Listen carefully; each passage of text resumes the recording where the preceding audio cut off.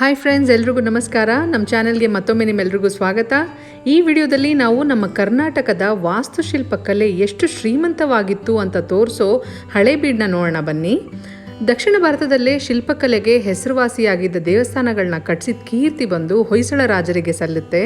ಯಾಕಂದರೆ ಹೊಯ್ಸಳ ರೂಲಿಂಗ್ ಪೀರಿಯಡ್ನಲ್ಲಿ architecture, sculptures, carvings, ಕೆತ್ತನೆಗಾರರಿಗೆ ತುಂಬಾ ಇಂಪಾರ್ಟೆನ್ಸ್ ಕೊಟ್ಟು ಅವ್ರಿಗೆ ಸಪೋರ್ಟ್ ಮಾಡಿ ಸುಮಾರು 1500 ದೇವಸ್ಥಾನಗಳನ್ನ ಕಟ್ಟಿಸಿದ್ರು. ಆದರೆ ಇವತ್ತಿಗೆ ಬರೀ 100 ದೇವಸ್ಥಾನಗಳು ಮಾತ್ರ ಉಳ್ಕೊಂಡಿದೆ. ಆ 100 ದೇವಸ್ಥಾನಗಳಲ್ಲಿ ಈ ಹಳೇಬೀಡಿನಲ್ಲಿರೋ ಹೊಯ್ಸಳೇಶ್ವರ ಸ್ವಾಮಿ ದೇವಸ್ಥಾನ ಮತ್ತು ಬೇಲೂರಿನಲ್ಲಿರೋ ಚೆನ್ನಕೇಶ್ವರ ಸ್ವಾಮಿ ದೇವಸ್ಥಾನಗಳು ಬಂದು ಹೊಯ್ಸಳರು ಕಟ್ಟಿಸಿರೋ ಮಾಸ್ಟರ್ ಪೀಸಸ್ ಅಂತಲೇ ಹೇಳ್ಬೋದು. ಮೊದಲಿಗೆ ಈ ಜಾಗಕ್ಕೆ ಹಳೇಬೀಡು ಅಂತ ಯಾಕೆ ಕರೀತಾರೆ ಅನ್ನೋದಕ್ಕೆ ಒಂದು ಇತಿಹಾಸ ಇದೆ. ಅದೇನೆಂದರೆ 11ನೇ ಶತಮಾನದಿಂದ 14ನೇ ಶತಮಾನದ ತನಕ ಹೊಯ್ಸಳರು ತುಂಬ ವೈಭೋಗದಿಂದ ಶ್ರೀಮಂತಿಕೆಯಿಂದ ರಾಜ್ಯಭಾರ ಮಾಡ್ತಾ ಇರ್ತಾರೆ. ಆದರೆ 14ನೇ ಶತಮಾನದಲ್ಲಿ ದೆಹಲಿಯ ಸುಲ್ತಾನರಾಗಿದ್ದ ಅಲಾವುದ್ದೀನ್ ಖಿಲ್ಜಿ ಮತ್ತು ಮೊಹಮ್ಮದ್ ಬಿನ್ ತುಗ್ಲಕ್ ಬಂದು ದಾಳಿ ಮಾಡ್ತಾರೆ. ಇವರಿಬ್ಬರ ಹೆಸರಂತೂ ನಿಮಗೆ ಗೊತ್ತೇ ಇರುತ್ತೆ. ಅಲಾವುದ್ದೀನ್ ಖಿಲ್ಜಿ ಮತ್ತು ಮೊಹಮ್ಮದ್ ಬಿನ್ ತುಗ್ಲಕ್ ಬಂದು ಎಂಥ ದರೋಡೆಕೋರರು ಅಂತ.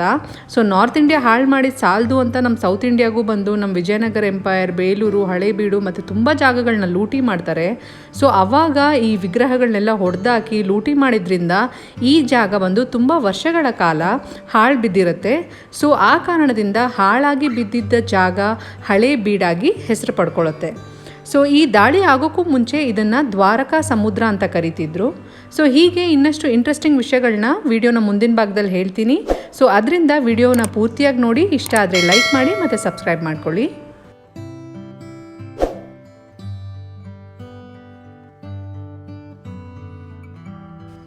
ಈಗ ನಾವು ದೇವಸ್ಥಾನದ ಮೇನ್ ಎಂಟ್ರೆನ್ಸ್ಗೆ ಬಂದಿದ್ದೀವಿ. ಸೊ ಈ ದ್ವಾರಪಾಲಕರ ವಿಗ್ರಹ ನೋಡಿ, ಆ ಒಡವೆಗಳನ್ನ ಎಷ್ಟು ಡೀಟೇಲ್ಡಾಗಿ ಪ್ರಿಸೈಸಾಗಿ ಕೆತ್ತನೆ ಮಾಡಿದ್ದಾರೆ ನೋಡಿ. ಮತ್ತು ಈ ಕೈಗಳೆಲ್ಲ ಒಡೆದೋಗಿರೋದು ಸಹ ನೀವು ಇಲ್ಲಿ ನೋಡ್ಬೋದು. ಸೊ 1121ನೇ ಇಸ್ವಿಯಲ್ಲಿ ರಾಜ ವಿಷ್ಣುವರ್ಧನ ಆಳ್ವಿಕೆ ಮಾಡ್ತಿರ್ಬೇಕಾದ್ರೆ ಈ ದೇವಸ್ಥಾನನ ಕಟ್ಟಿಸ್ತಾರೆ. ಆ್ಯಂಡ್ ಇದನ್ನು ಕಂಪ್ಲೀಟ್ ಮಾಡೋಕ್ಕೆ 105 ವರ್ಷಗಳನ್ನ ತಗೋತಾರೆ. ಆ್ಯಂಡ್ ಈಗ ಒಳಗಡೆ ಹೋಗೋಣ ಬನ್ನಿ.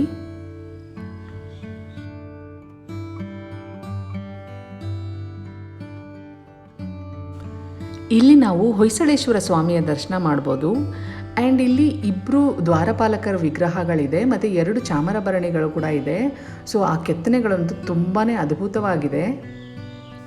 ಆ್ಯಂಡ್ ಈ ದ್ವಾರಪಾಲಕರನ್ನ ನಂದೀಶ್ವರ ಮತ್ತು ಭೃಂಗೀಶ್ವರ ಅಂತ ಕರೀತಾರೆ. ಗರ್ಭಗುಡಿಯಲ್ಲಿ ಹೊಯ್ಸಳೇಶ್ವರ ಸ್ವಾಮಿ ವಿಗ್ರಹ ಎಷ್ಟು ಸುಂದರವಾಗಿದೆ ನೋಡಿ.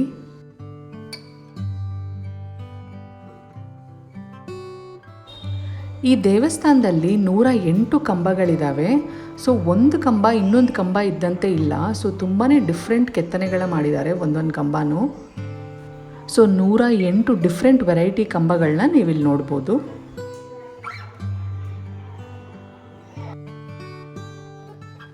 ಆ್ಯಂಡ್ ಇಲ್ಲಿ ನೀವು ಚಿಕ್ಕ ಚಿಕ್ಕ ಮಂಟಪಗಳನ್ನ ನೋಡ್ಬೋದು.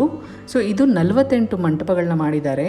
ಆ್ಯಂಡ್ ಇದರೊಳಗಡೆ ಫಸ್ಟಿಗೆ ವಿಗ್ರಹಗಳಿತ್ತಂತೆ, ಆದರೆ ಆಮೇಲೆ ಬ್ರಿಟಿಷರ್ಸು ಮತ್ತು ಬೇರೆ ದರೋಡೆಕೋರರೆಲ್ಲ ಬಂದು ತೊಗೊಂಡೋಗ್ಬಿಟ್ಟಿದ್ದಾರೆ. ಈಗ ನಾವು ಶಾಂತಲೇಶ್ವರ ಸ್ವಾಮಿ ದೇವಸ್ಥಾನಕ್ಕೆ ಬಂದಿದ್ದೀವಿ. ಸೊ ಇಲ್ಲಿ 2 ದೇವಸ್ಥಾನಗಳಿದೆ, ಒಂದು ಹೊಯ್ಸಳೇಶ್ವರ ಮತ್ತು ಇನ್ನೊಂದು ಶಾಂತಲೇಶ್ವರ.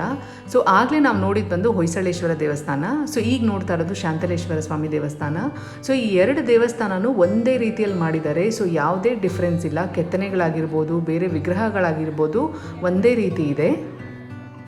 ಆ್ಯಂಡ್ ಈ ಸೀಲಿಂಗ್ನ ನೋಡಿ ಎಷ್ಟು ಬ್ಯೂಟಿಫುಲ್ ಆಗಿದೆ ಅಂತ. ಸೊ ಆ ಚಿಕ್ಕ ಚಿಕ್ಕ ವಿಗ್ರಹಗಳನ್ನ ಎಷ್ಟು ನೀಟಾಗಿ, ಎಷ್ಟು ಪ್ರಿಸೈಸಾಗಿ ಮಾಡಿದ್ದಾರೆ. ಮತ್ತು ಇದನ್ನು ಇಂಟರ್ಲಾಕಿಂಗ್ ಸಿಸ್ಟಮಲ್ಲಿ ಫಿಕ್ಸ್ ಮಾಡಿದಾರಂತೆ. ಸೊ ಕಲ್ಲುಗಳಲ್ಲಿ ಹೋಲ್ಸ್ ಮಾಡಿ ಆಮೇಲೆ ಫಿಕ್ಸ್ ಮಾಡಿದ್ದಾರೆ. ಈಗ ನಾವು ಹೊರಗಡೆ ಬಂದಿದ್ದೀವಿ. ಸೊ ಹೊರಗಡೆ ಇರೋ ಕೆತ್ತನೆಗಳನ್ನ ನೋಡಿ, ಒಂದೊಂದು ಕೆತ್ತನೆಗೂ ಒಂದೊಂದು ಕಥೆಗಳಿದೆ. ಸೊ ಹೇಳೋಕ್ಕೆ ಪದಗಳೇ ಸಾಲೋದಿಲ್ಲ, ಅಷ್ಟು ಸುಂದರವಾಗಿದೆ. ಸೊ ನೀವಿಲ್ಲಿ ನೋಡ್ಬೋದು, ಅರ್ಜುನ ಬಂದು ಮೀನಿನ ಕಣ್ಣಿಗೆ ಬಾಣ ಬಿಡ್ತಾ ಇರೋದನ್ನ ಕೆತ್ತನೆ ಮಾಡಿದ್ದಾರೆ. ಎಷ್ಟು ಚೆನ್ನಾಗಿದೆ ಇದು.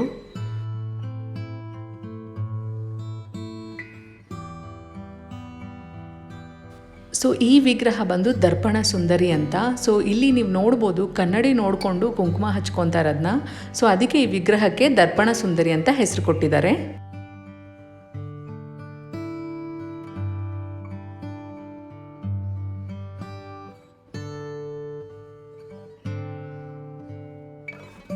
ಸೊ ಹಿಂದೆ ದ್ವಾಪರ ಯುಗದಲ್ಲಿ ತುಂಬ ಮಳೆ ಬಂದು ಜನಗಳು ಸಾಯ್ತಿದ್ದಾಗ ಅವ್ರನ್ನ ಸೇವ್ ಮಾಡೋಕ್ಕೋಸ್ಕರ ಕೃಷ್ಣ ಗೋವರ್ಧಗಿರಿನ ಬೆಟ್ಟನ ಎತ್ತಿ ಹಿಡ್ಕೊಂಡಿರೋದನ್ನ ಇಲ್ಲಿ ಕೆತ್ತನೆ ಮಾಡಿರೋದನ್ನ ನೀವು ನೋಡ್ಬೋದು.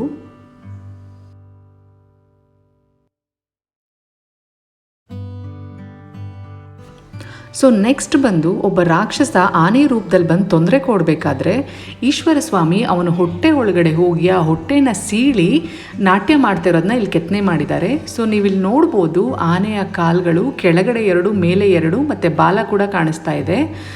ಸೊ ಆ ಉಗುರುಗಳು ಎಷ್ಟು ಶಾರ್ಪ್ ಆಗಿತ್ತು ಅನ್ನೋದನ್ನು ಕೂಡ ಇಲ್ಲಿ ಕೆತ್ತನೆ ಮಾಡಿ ತೋರಿಸಿದ್ದಾರೆ. ಇಲ್ಲಿ ನೋಡ್ಬೋದು ನೀವು ಆ ಉಗುರು ಬಂದು ಚರ್ಮದ ಒಳಗಡೆ ಹೋಗಿದೆ. ಸೊ ಇದರಿಂದ ಈಶ್ವರನಿಗೆ ಗಜಚರ್ಮಾಂಬರ ಧಾರಿ ಅಂತ ಹೆಸರು ಬಂದಿದೆ ಅನ್ನೋದನ್ನ ಇದನ್ನು ಸೂಚಿಸುತ್ತೆ. ಸೊ ನೆಕ್ಸ್ಟ್ ಬಂದು ವರಾಹಸ್ವಾಮಿ ಭೂದೇವಿಯನ್ನು ಕಾಪಾಡ್ತಾ ಇರೋವಂಥ ಕೆತ್ತನೆ ಕೂಡ ಇಲ್ಲಿ ಮಾಡಿದ್ದಾರೆ.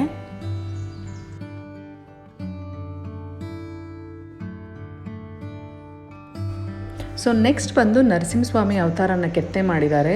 ಸೊ ಇಲ್ಲಿ ಸ್ಪೆಷಾಲಿಟಿ ಏನಂದರೆ ಇಲ್ಲಿ ಒಬ್ಬ ರಾಕ್ಷಸನ ಚರ್ಮನ ಕಿತ್ತಾ ಇರೋದ್ರಿಂದ ಆ ಕಣ್ಣುಗುಡ್ಡೆಗಳು ಆ ಚರ್ಮಕ್ಕೆ ಅಂಟ್ಕೊಂಡು ಬಂದಿರೋ ಥರ ಕೆತ್ತನೆ ಮಾಡಿದ್ದಾರೆ. ಸೊ ನೀವು ಇಲ್ಲಿ ನೋಡ್ಬೋದು ಬರೀ ಸ್ಕಲ್ ಮಾತ್ರ ಕಾಣಿಸ್ತಾ ಇರೋ ಥರ.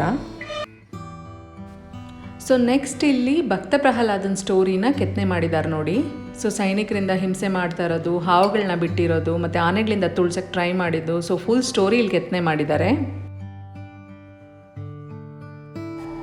ಸೊ ನೆಕ್ಸ್ಟ್ ಬಂದು ಬಲಿ ಚಕ್ರವರ್ತಿಯ ಕಥೆನ ಇಲ್ಲಿ ಕೆತ್ತನೆ ಮಾಡಿದ್ದಾರೆ. ಸೊ ವಾಮನ ರೂಪದಲ್ಲಿ ವಿಷ್ಣು ದೇವರು ಬಂದು 3 ಹೆಜ್ಜೆ ಜಾಗ ಬೇಕು ಅಂತ ಕೇಳೋ ಸನ್ನಿವೇಶನ ಇಲ್ಲಿ ಕೆತ್ತನೆ ಮಾಡಿದ್ದಾರೆ ನೋಡಿ.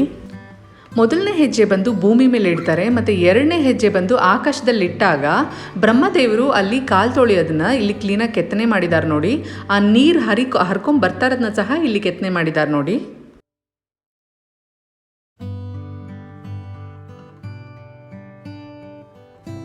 ಸೊ ನೆಕ್ಸ್ಟ್ ಬಂದು ಒಂದು ತುಂಬಾ ಡಿಫ್ರೆಂಟಾಗಿ ಕೆತ್ತನೆ ಮಾಡಿದ್ದಾರೆ.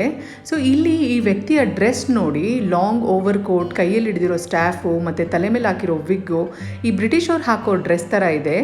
ಆದರೆ ಬ್ರಿಟಿಷವರು ನಮ್ಮ ಇಂಡಿಯಾಗೆ ಬಂದಿದ್ದು ಬಂದು 16ನೇ ಶತಮಾನದಲ್ಲಿ, ಈ ಕೆತ್ತನೆ ಮಾಡಿರೋದು ಬಂದು 12ನೇ ಶತಮಾನದಲ್ಲಿ. ಸೊ 400 ವರ್ಷಗಳ ಮುಂಚೆನೇ ನಮ್ಮಲ್ಲಿ ಈ ಥರ ಎಲ್ಲ ಡ್ರೆಸ್ ಹಾಕ್ತಾಯಿದ್ರು ಅಂತ ಇಲ್ಲಿ ತೋರಿಸ್ತಾ ಇದ್ದಾರೆ.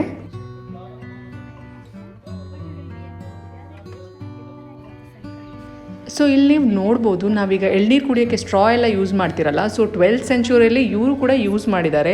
ಸೊ ಇಲ್ಲಿ ಎಳ್ನೀರು ಕೆತ್ತನೆ ಕೂಡ ಇತ್ತಂತೆ. ಸೊ ಅದೆಲ್ಲ ಕಟ್ ಆಗಿಬಿಟ್ಟಿದೆ ಈಗ. ಮತ್ತು ಇಲ್ಲಿ ಬೈನೋಕ್ಯುಲರ್ ಯೂಸ್ ಮಾಡ್ತಾ ಇರೋದನ್ನ ಕೂಡ ನೀವು ಇಲ್ಲಿ ನೋಡ್ಬೋದು. ಸೊ ಗೆಲೀಲಿಯೋ ಬಂದು 16ನೇ ಶತಮಾನದಲ್ಲಿ ಟೆಲಿಸ್ಕೋಪ್ ಕಂಡಿಡ್ದ ಅಂತ ಹೇಳ್ತಾರೆ. ಆದರೆ ನಮ್ಮವರು 400 ವರ್ಷಕ್ಕೆ ಮುಂಚೆ ಅಂದರೆ 12th ಸೆಂಚುರಿಯಲ್ಲೇ ಟೆಲಿಸ್ಕೋಪ್ನ ಯೂಸ್ ಮಾಡಿದ್ದಾರೆ ಅಂತ ಇಲ್ಲಿ ತೋರಿಸ್ತಾ ಇದ್ದಾರೆ. ನೆಕ್ಸ್ಟ್ ಇಲ್ಲಿ ಯುದ್ಧದ ಟೈಮಲ್ಲಿ ಮಿಸೈಲ್ಸ್ ಅಥವಾ ರಾಕೆಟ್ಸ್ನ ಯೂಸ್ ಮಾಡ್ತಾ ಇದ್ರು ಅನ್ನೋದನ್ನು ಕೂಡ ಇಲ್ಲಿ ತೋರಿಸಿದ್ದಾರೆ ನೋಡಿ.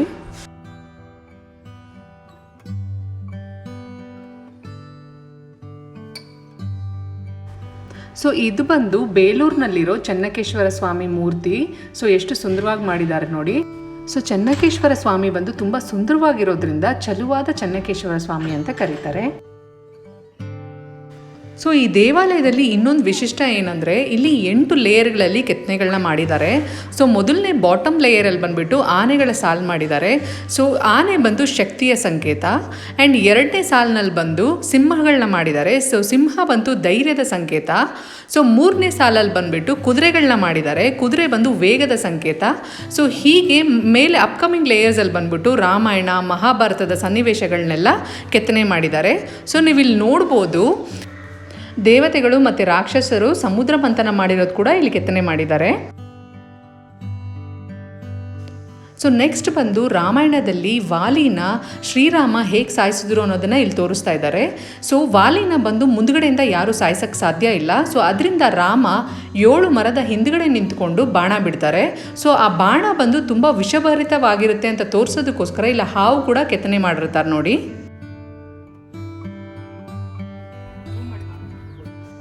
ಸೊ ನೆಕ್ಸ್ಟ್ ಬಂದು ಮಹಾಭಾರತದಲ್ಲಿ ನಡೆಯೋ ಕುರುಕ್ಷೇತ್ರ ಯುದ್ಧದ ಚಕ್ರವ್ಯೂಹನ ಇಲ್ಲಿ ತೋರಿಸಿದ್ದಾರೆ. ಸೊ ಅಭಿಮನ್ಯು ಆ ಚಕ್ರವ್ಯೂಹನ ಭೇದಿಸಿ ಒಳಗಡೆ ಹೋಗೋದು, ಮತ್ತು ಅರ್ಜುನ ಕರ್ಣ ಯುದ್ಧ ಮಾಡೋದು, ಮತ್ತು ಭೀಮ ಬಂದು ಆನೆಗಳನ್ನ ಹೊಡೆದು ಆನೆಗಳ ರಾಶಿ ಆಕಾಶದ ಎತ್ತರಕ್ಕೆ ಹಾಕೋದು, ಪ್ರತಿಯೊಂದು ಇಲ್ಲಿ ಕೆತ್ತನೆ ಮಾಡಿದ್ದಾರೆ ನೋಡಿ.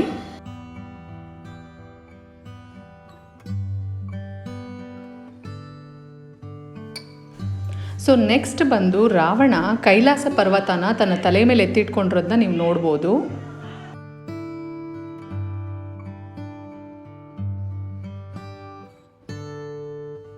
ಸೊ ನೆಕ್ಸ್ಟ್ ಬಂದು ಈ ದೇವಸ್ಥಾನದಲ್ಲಿ 2 ನಂದಿಗಳಿದೆ. ಒಂದು ಬಂದು ದೊಡ್ಡ ನಂದಿ, ಅದು ಬಂದು ಹೊಯ್ಸಳೇಶ್ವರ ಸ್ವಾಮಿ ಎದುರುಗಡೆ ಇದೆ. ಇನ್ನೊಂದು ಬಂದು ಈ ನಂದಿ, ಇದು ಬಂದು ಶಾಂತಲೇಶ್ವರ ಸ್ವಾಮಿ ಎದುರುಗಡೆ ಇದೆ. ಆ್ಯಂಡ್ ಈ ನಂದಿನ ತುಂಬ ಸುಂದರವಾಗಿರೋ ನಂದಿ ಅಂತ ಹೇಳ್ತಾರೆ, ಯಾಕಂದರೆ ಇದ್ರ ಮೇಲೆ ಒಡವೆಗಳ ತುಂಬ ಕೆತ್ತನೆಗಳು ಮಾಡಿದ್ದಾರೆ. ಸೊ ಅದರಿಂದ ಇದಿನ್ನೂ ಬ್ಯೂಟಿಫುಲ್ಲಾಗಿ ಕಾಣಿಸುತ್ತೆ.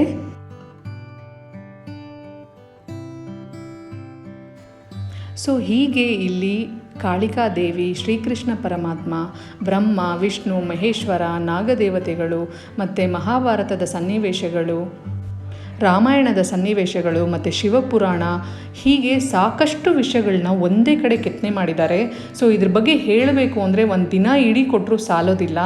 ಆ್ಯಂಡ್ ಇದನ್ನೆಲ್ಲ ನೋಡ್ತಿದ್ರೆ ನಮ್ಮ ರಾಜ್ಯ ಎಷ್ಟು ಶ್ರೀಮಂತವಾಗಿತ್ತು ಅನ್ನೋದನ್ನು ಇಲ್ಲಿ ನಾವು ತಿಳ್ಕೊಬೋದು. ಮತ್ತು ಇಲ್ಲಿ ನಗ್ನ ಶಿವ ಕಾಲಚಕ್ರನ ಕೈಯಲ್ಲಿ ಇಟ್ಕೊಂಡಿರೋದನ್ನ ನೀವು ನೋಡ್ಬೋದು.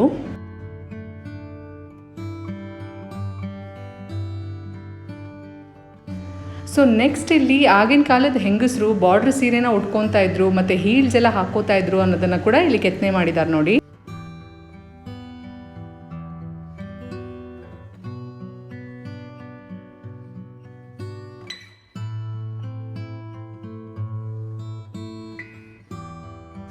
ಸೊ ಇಲ್ಲಿ ಬಂದು ಉಳಿದಿರೋವಂಥ ಅವಶೇಷಗಳನ್ನ ನೀವು ನೋಡ್ಬೋದು. ಅಂದರೆ ಆವಾಗ ಕೆತ್ತನೆಗಾರರು ಕೆತ್ತನೆ ಮಾಡಿ ಬಿಟ್ಟಿರೋವಂಥ ಪೀಸ್ಗಳು ಮತ್ತು ಈ ದಾಳಿಕೋರರು ದಾಳಿ ಮಾಡಿ ಹೊಡೆದಾಕಿರೋವಂಥ ಪೀಸ್ಗಳನ್ನೆಲ್ಲ ಒಂದು ಕಡೆ ಹಾಕಿ ಇಟ್ಟಿದ್ದಾರೆ. ಅದನ್ನು ಕೂಡ ನೀವು ಇಲ್ಲಿ ನೋಡ್ಬೋದು. ಸೊ ಹೀಗೆ ಹಳೆಬೀಡಿನಲ್ಲಿರೋ ಕೆತ್ತನೆಗಳ ಬಗ್ಗೆ ಹೇಳಬೇಕಂದ್ರೆ ನಾನು ಆಗಲೇ ಹೇಳ್ದಂಗೆ ಒಂದು ದಿನ ಆದರೂ ಸಾಲೋದಿಲ್ಲ. ಸೊ ನೀವು ಹಳೆಬೀಡಿಗೆ ಬಂದರೆ ಗೈಡ್ ತೊಗೊಳ್ಳಿ.